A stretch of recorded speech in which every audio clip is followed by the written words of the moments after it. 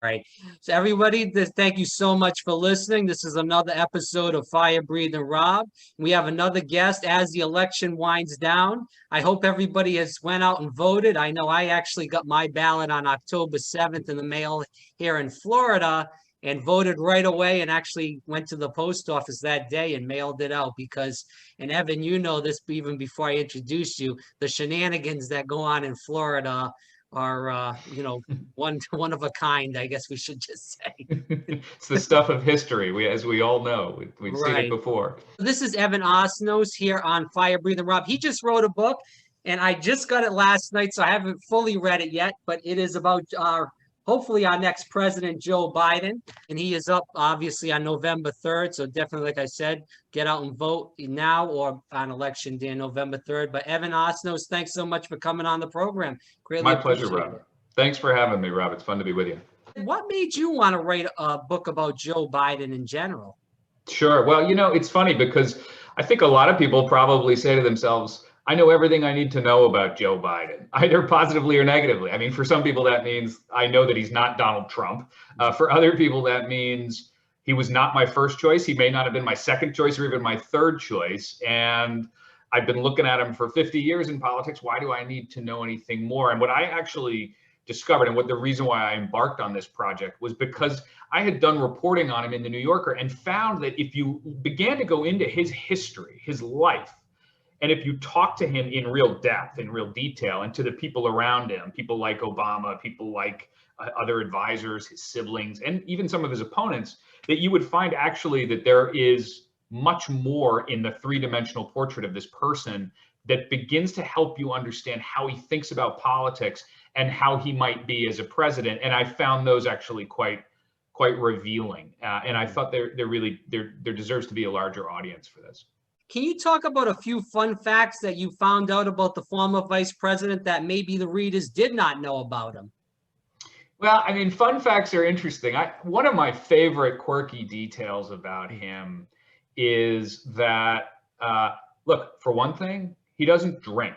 And I think that's interesting. This may be the first time we have two presidential candidates running for office who don't drink. And there's actually a deeper meaning in Joe Biden's story for why he doesn't drink. He says, look, I am aware that in my family, we have too many alcoholics. And I knew that it was always within me. And look, the blunt answer is we have seen his son Hunter's struggle with addiction. It's been a big part of their lives. Hunter's been pretty open about it. Actually, my colleague Adam Entis in the New Yorker has written quite eloquently about that experience. Joe Biden realized early on that he was at risk. His own ambition was at risk. His ability to have any effect as a public servant was at risk if he wasn't in control of himself. And I think there's something interesting there because it sort of challenges the cliche about him. He's undisciplined. He's kind of all over the map. Actually, he's a little more controlled than we sometimes assume. In fact, sometimes those gaffes that we hear about, I think are actually a little bit more deliberate than they might appear. And that's also an insight into him. Well, and I want to kick this around because in talking about personal tragedies, obviously we hear a lot about Bo and his passing. I believe it was in 2015, right when the vice president was looking at running in the 2016 election. There was a lot of talk about him running. With that said, there's not as much talk about his wife and his daughter that was an infant at the time that did pass through a car crash by a drunken drive. I believe it was a truck drive. You can correct me if I'm wrong on that, Evan. Yeah, but he wasn't drunk, and I think it's worth pointing that out. It was a terrible accident, but the other driver wasn't drunk, actually. Oh, okay. All right. So with the correction on that, can you talk about all these many tragedies that have happened in the aneurysm too, that not a lot of people bring up, that the vice president pretty much almost died due to that. But we hear a lot of these tragedies with the vice president and his family in general. Do you feel like that's changed the way that he makes decisions? I do. And you know what's interesting, Rob? I'm sort of, like anybody who pays attention to politics, I'm frankly a little wary when I begin to hear sort of a personal story being enlisted into politics, because it can be misused. It can be kind of used as a prop or a way of trying to appeal for sympathy or to deflect attention from policy matters. And what I found so different about Biden's case, part of the reason why I wrote this book, was that I found this kind of deep intersection between his personal experiences, the trials of his life, the sufferings of his life, let's call it what it is, and his role as a person of power and of influence. I'll give you an actual example of that. I mean, the truth is that he has been through things that a lot of Americans go through, this kind of loss, but it's not something that a lot of people in the United States Senate go through. That's the interesting thing, or the presidency. It tends to be that if you get into the highest ranks of government, you've lived this life of real, in many cases, privilege. In other cases, it's that you've had this sort of unimpeded set of successful experiences. You don't actually know what it feels like to be vulnerable, to be fragile, to have suffered, to be on your back, and to not be sure what you're going to do. And that sets him apart, even from Barack Obama. I mean, that's one of the areas that was interesting to me. Was, in some ways, somebody said to me who worked with them in the White House, they said, you could see when Obama and Biden were in a meeting with foreign leaders, the foreign leaders often would lean towards Biden, not towards Obama. They had this obvious sort of intellectual admiration for Obama. They admired that he was path-breaking in American history as the first Black president. But Biden has a human connection with people. And I think that extends to the way that he thinks about things like extending protections for people who are suffering. You've seen him evolve on issues in meaningful ways. Take one example. I mean, since getting the nomination, he has embraced much more of Bernie Sanders' vision for how to help people go to college. He's not 100% there. If he was, we would probably accuse him of being a fraud. But he has embraced that. He's also embraced elements of Elizabeth Warren's vision for reforming bankruptcy. That's really important. This is in many ways, it's him recognizing in earlier parts of his life that he didn't have the full story. He didn't get it. And he has gotten better, I think. And, some of us, I hope when we're in our 8th decade, Rob, that we're still learning. And it's not universal that it happens, but I've been really struck by it. The guy actually is able to learn. Well, you brought up the empathy. I remember watching CNN just a couple of days ago, and they go back to 2018 with the Parkland incident when Joe Biden was meeting, and the boy with Down syndrome ran up to him, gave him a hug, and Joe kissed him on the head. I don't think even if you paid Donald Trump money, he would even be able to pull something like that off. So it does go to the empathy, like you said. And we saw Joe do that many times over in meeting with people at Newtown or other places where there's been shooting. So, look, I think it gets to the sort of core of his candidacy. And it is in our business, the sort of politics, writing and analysis business, it's almost unfashionable to talk about something as emotional as empathy. And yet I think that's part of the reason why we're in this mess, because as a country, we try to talk about politics in this kind of purely transactional or horse race way, when what we're ignoring, as FDR said, is that the presidency is fundamentally a moral office. It's not an administrative office. I had this amazing moment, Rob, actually, that was like a total surprise to me in the course of the research for this. I heard about somebody in Michigan who had COVID, and his name is Mohammed Kazaz. And I was put in touch with Kazaz partly because I'd heard he'd had a conversation with Biden. Biden's campaign during the pandemic was trying to get him on the phone all the time with regular people just to kind of keep him in contact. And they put him on the phone with Mohammed Kazaz, who was at that point, self-quarantine inside his house because he was sick and trying not to get his wife and his daughter sick. And Kazaz on the phone with Biden, he taped the call and he played it for me. This is not the Biden campaign playing it. This is Kazaz himself. And what I heard in that interaction was kind of amazing. These two men were supposed to talk for 5 minutes. That's how long the campaign usually sets these calls up. They talked for 22 minutes. Wow. And that's because Mohammed was struggling. I mean, on the phone, he is breaking up. He is weeping. He says, I am in my room and my daughter, who's 2, is coming to the door and saying, Baba, open the door. Why won't you open the door? And Biden is listening to this. And what does he do? He says, look, I can't pretend to understand exactly what you're going through, but I have been through a period in my life when my children could not understand the crisis that was engulfing us. And there's little things you might do, Mohammed. You could play a game with her through the door, have her guess a color or a number, anything to fortify that connection. And I got to the end of that call and I just thought to myself, that is so radically different than not only Donald Trump, obviously, but even most of the people who are, who are ambitious enough to run for office. I came away quite struck by that level of just basic human functioning.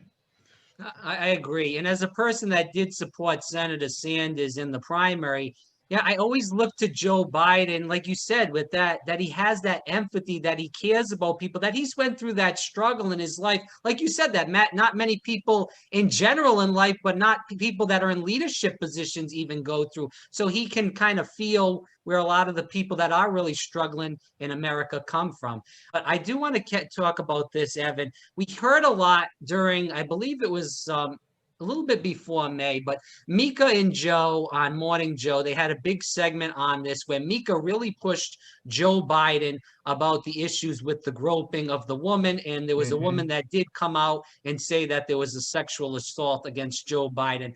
Now, you interviewed a lot of people in the Biden campaign, obviously President Obama and Joe himself. Was there any talk about that? And if so, what was the talk about that? Because there was quite a few women that did bring that up. Sure. There were sort of two different categories. I think there was a group of women, beginning with a woman named Lucy Flores in Nevada, who came forward and said that she had been at a public event with him. And actually, you can see the video. They're on stage, and she felt very uncomfortable because he was standing behind her. He held her shoulders, as she put it. She smelled her hair, and she just didn't like it. She felt like it was an invasion of her space. Now, Lucy Flores was very clear. She said, "This is not sexual assault, and I'm not likening it to the 24 women who have accused Donald Trump of sexually assaulting or raping them, but it is an invasion of my space in many ways. Actually, to use our earlier word, it's almost a kind of lack of empathy because you're not appreciating how somebody is responding." And there were other women who came out and said similar things. They said, "Look, Joe Biden over the years has gotten too close to me or made me feel uncomfortable, but not in a sexual way, but in sort of a unthinking way." And Biden responded to that by saying, "I get it. I realize that I have made people uncomfortable. I never intended to. It's why he didn't sort of apologize. But what he did was say, I get it. Norms have changed. Things have changed. I'm not going to do that anymore." And, I suppose he was sort of helped by the fact that this campaign ended up being virtual, not on the rope line, that he wasn't sort of presented with the moment that he might be lingering too long with somebody. I have to say, I mentioned this in the book. I wrote about this years ago, that Joe Biden is the world's closest talker. And I'm not making light of it. He literally will bump his forehead into you as you're talking, male or female. He did it to me when I was interviewing. I mean, that's just the way he is. But that's different. Tara Reade was a case in which he was accused of sexual assault. And I think it's worth pointing out here, he emphatically denied it. He asked the Senate to produce any records that it might have that would document her complaint. The Senate did not do that. They said they couldn't.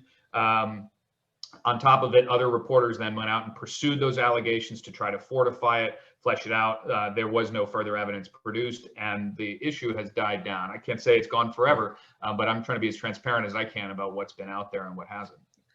I want to talk more as, you were in the room with Joe and also, with his peers in general.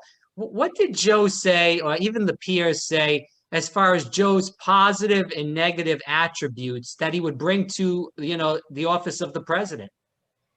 Yeah, interestingly, you sort of see both of them fused together in an interesting story somebody told me. This was somebody who worked with him in the White House, and he said, Joe Biden used to call me up and ask me to come down and brief him on something. And I would come down the hall and we'd talk. And interesting, oftentimes in those briefings, Joe would talk for 90% of the time. And we'd walk out of the room and he'd clap me on the back and he'd say, "Great talk." And I'd walk out of there a little bit dazed and think, And then the surprising and interesting thing is he always picked something up. He actually was listening. He was learning. He was taking that fact or that interpretation or that piece of intel with him, and you would see him braid that into his understanding of an issue or sort of into his policy awareness. And that is, I think, the piece of this that sometimes gets lost. Look, we make fun of Joe Biden for talking too much. What we miss is that he's actually a listener as well. And that's important.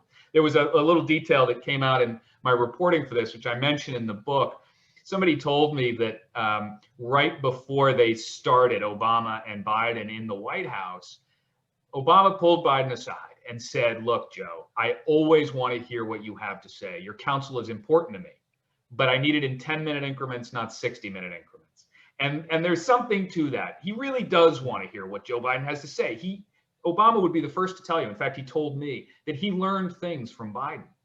And it's also true that Biden sometimes, and he can make fun of himself for it, he'll drone on a little longer than he should. But since you brought up the Obama-Biden connection, obviously they served together for 8 years.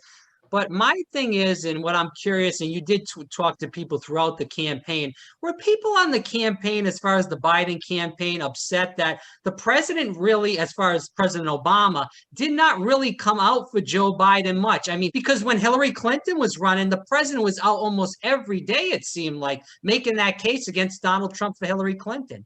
Right. Well, you've seen now that Obama sort of later in the game is out there in a big way and is kind of using the power of his unique pulpit to make the case. I mean, he's been, we think Mayor Pete has turned into Slayer Pete. Well, actually, I think Obama's been pretty good about throwing a few elbows here late in the innings. But it's very true. You're right. For a long time, he laid low in this campaign. Now, part of that was because the pandemic intervened right at the moment when he might have gone out on the trail. That's a big piece of why he was staying out of it. But what you're also getting at, which is an important piece of the history here, is that Obama did not believe that Joe Biden should run for president in 2016 because he basically believed that just as Obama had been a history-making president, that it was time for a woman to be in the presidency. And he never came out and said it quite that explicitly, but it was clear to Joe Biden. Biden has said as much, and he sort of knew this. He certainly confided it among close friends that he knew that the president didn't really want him to run. And part of it was that Obama, I think, and Obama would probably acknowledge this if he was sitting with us, and that'd be a hell of a get, Rob, if you got him on the podcast. But I think Obama would acknowledge that he underappreciated the degree to which Democrats were at risk of losing working class voters and the hostility towards Hillary Clinton, two facts that became defining facts of 2016. And if you look at the survey data on 2016, you find that Biden was polling better than Hillary was in a lot of key places, and he had lower unfavorables. So could he have beaten Donald Trump? We don't know. But I think one of the reasons why you see Obama later coming on, really sort of emphatically to try to support Biden's candidacy is he realizes this is our chance not only to secure my legislative achievements like Obamacare, but really also not to allow the United States to slip back from the progress that it has made and to take a really dark turn in its history. And I think for people, I know a lot of voters, friends of mine, friends of yours, I'm sure, who say, I don't know how much enthusiasm I have for Biden. Maybe I might not get there on election day. I think you really have to look into yourself and recognize this is a moment. We're not just choosing about, two potential presidents who are sort of somewhat different from another. This is not another race. This is an extraordinary crossroads in American history, and it calls on us to, as I think Obama has done, recognize that there is no alternative here except rising to that moment.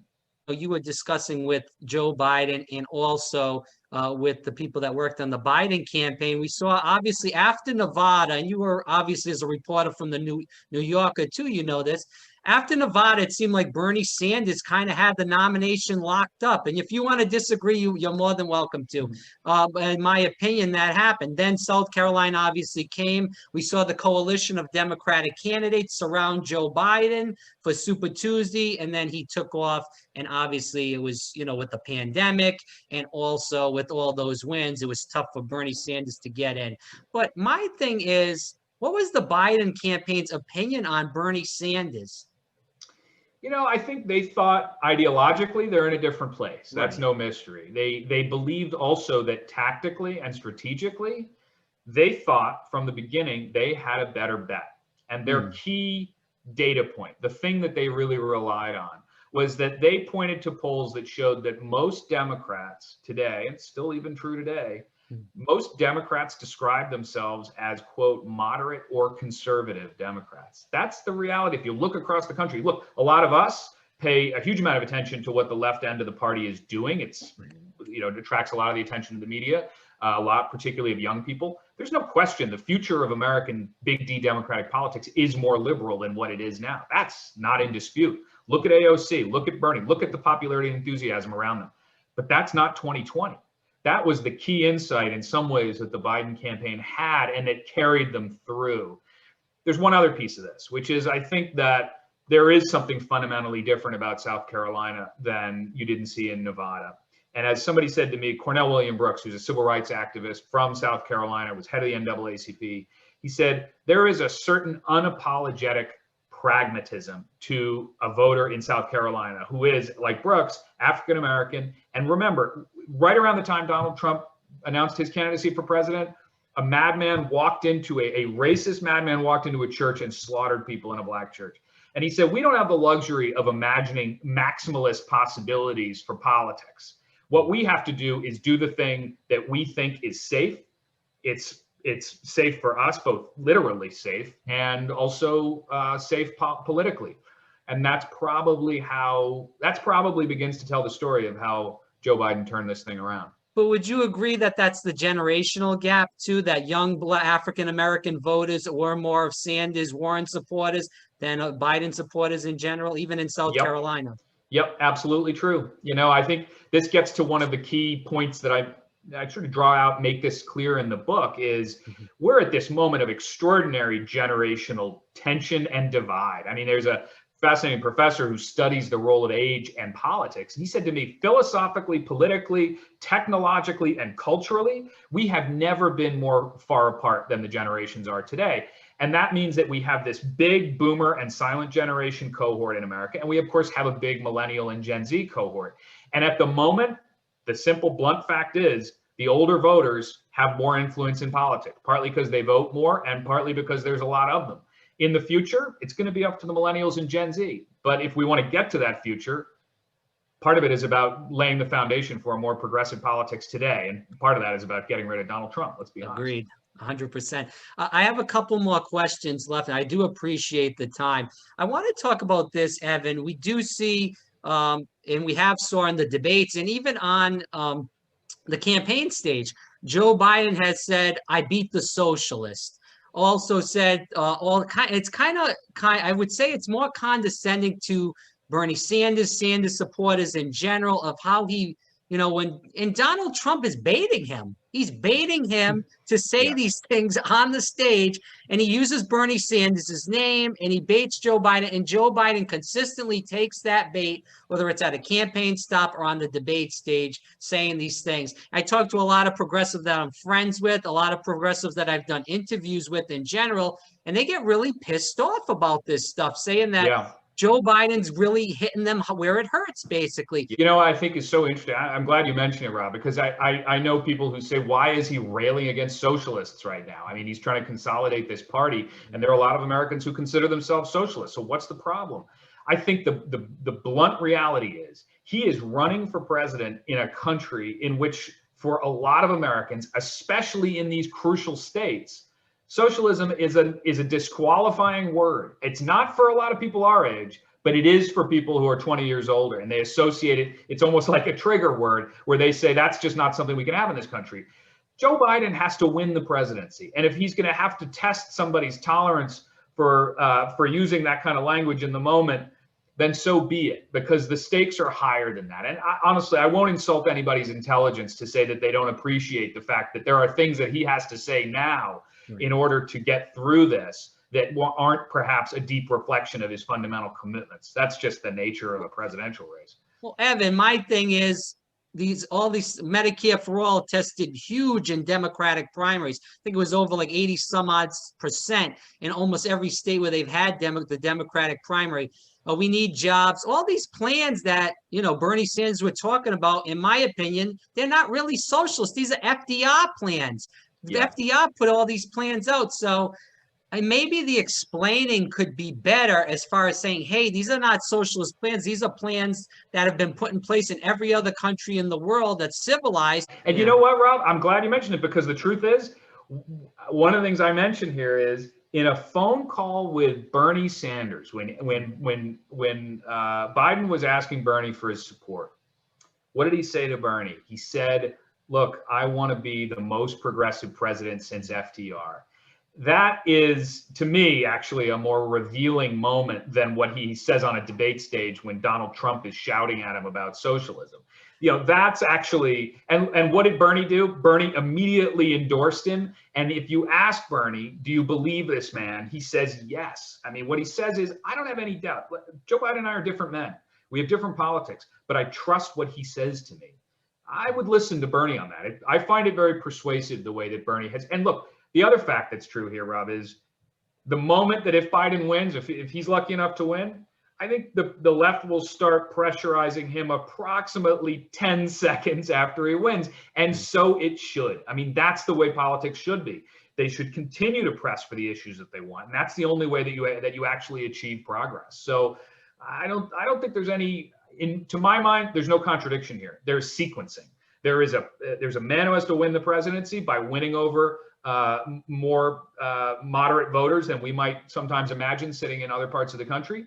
And there are also things that he's going to do on policy terms that are as close as we can come to the transformative change that FDR introduced, and that Biden now puts himself in a tradition of. For a guy that just turned 79 years old, he's running around doing rallies for Biden in person, risking his health and doing that. And it's a real credit. It's a credit to Bernie's commitment to this. Look, he knows this is a serious business. This is quite literally existential for us, not only as a democracy, but also as a species. We're talking about climate change in a way that is fundamental.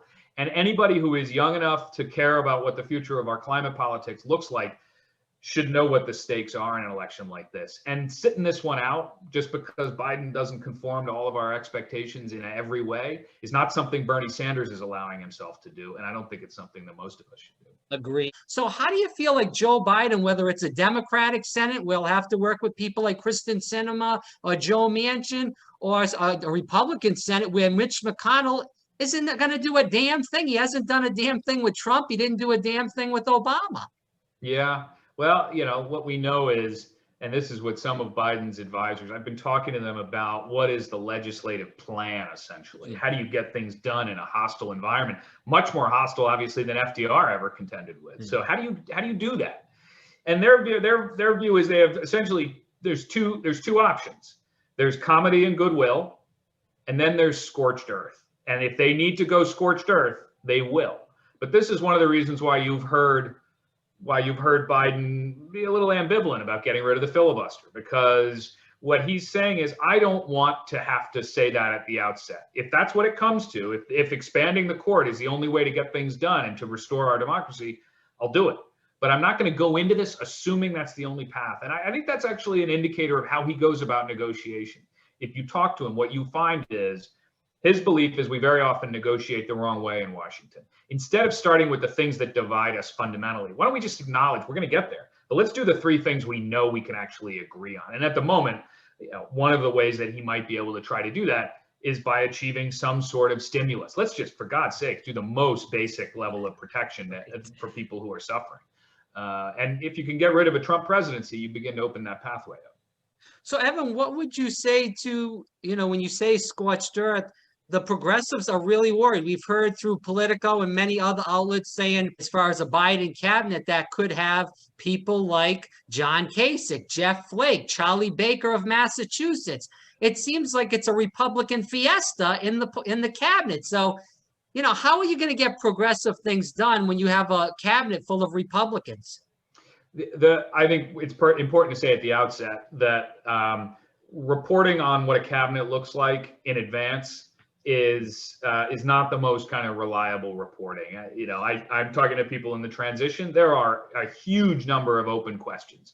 They don't know exactly what it's going to look like, and they're not being coy.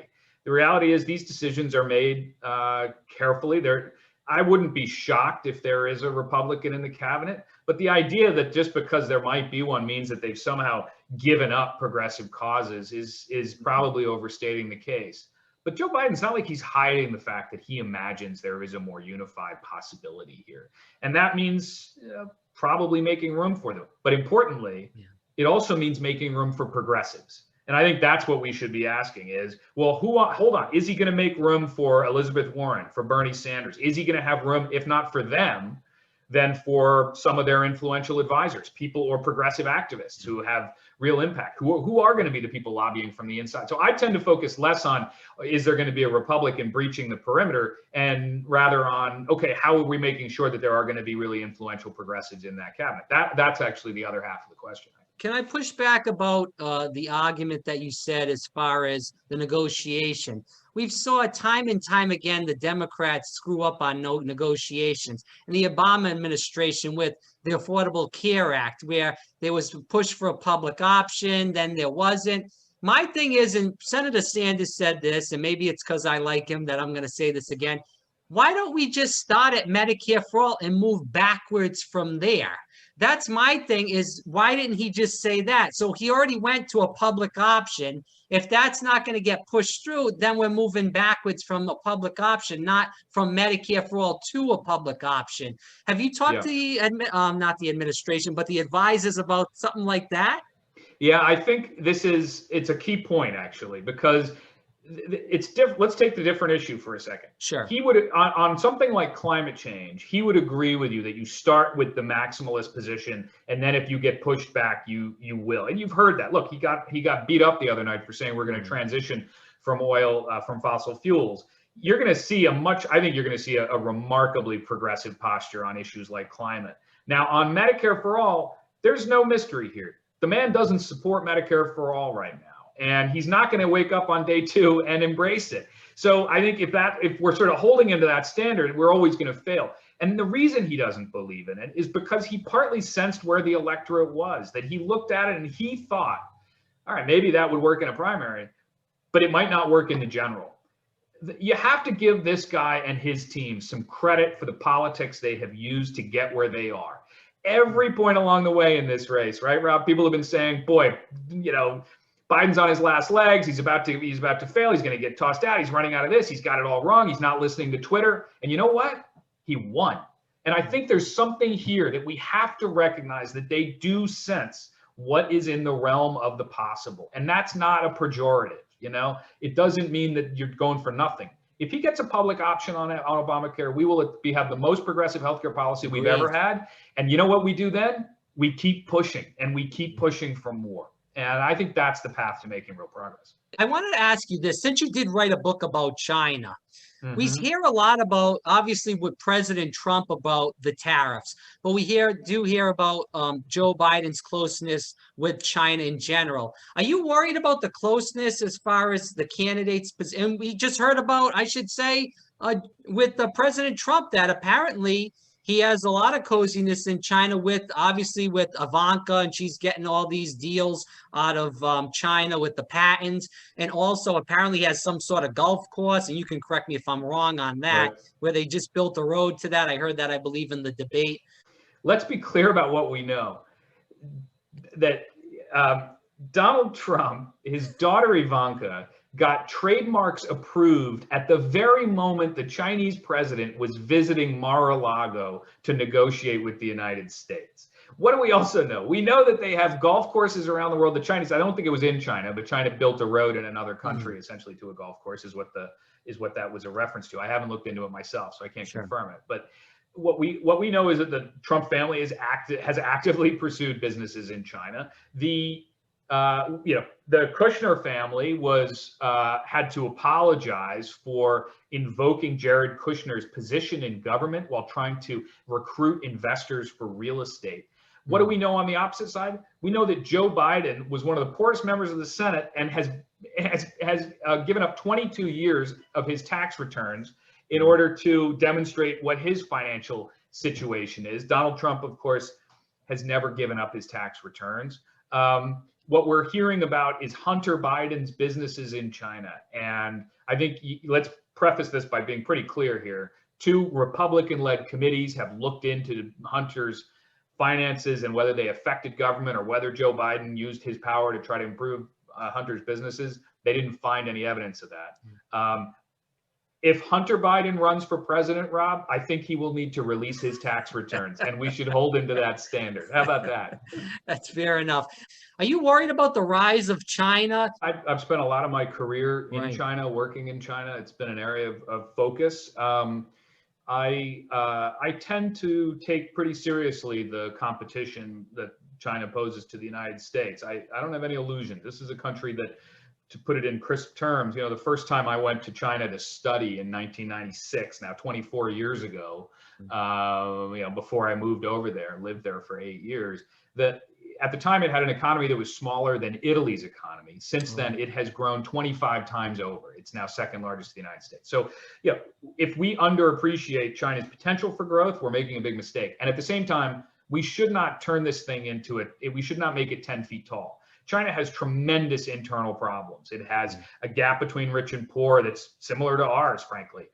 It has all kinds of environmental problems, even more severe than our own. It has an extraordinary level of, let's call it what it is. It's authoritarian structure. And as a result, that means it doesn't have the power to adjust its politics to begin to digest all of the anger that's out there, which we see on display in our country. So I tend to, when I think about China, I think what we need at the moment is not what the Trump administration has done, which is a kind of incoherent policy in which they're throwing anything up against the wall to see if it sticks, while also actively building businesses over there, which is a bizarre fact. What they should be doing is coming about this with the help of our alliances. Let's remember that's what works. Let's bring our allies into this and bring pressure on China that way. That's what a Biden administration China policy would be, and that's the fundamental difference from what we see today. All right, last question. What do you feel like viewers should come away after they read the book? I hope that people come away from this with a sense of how his personal life and his political choices are intertwined. It's the piece of this we don't talk about in the headlines. And I think if you're a skeptic of Joe Biden, you wonder why he's done the things he does, take a minute and go back and read about the life that you don't often hear about. I'm not talking about the obvious stuff we sometimes hear about. There's pieces of this in his history that are quite revealing and frankly should give people comfort. All right. And where can people find more about you, Evan? Well, you can go to my website, evanosnos.com, and you'll find information there about my work and about this book. All right. Hey, Evan, let's do this again down the road. I really enjoyed this. And thanks so much for coming on. My pleasure, Rob. That was a lot of fun.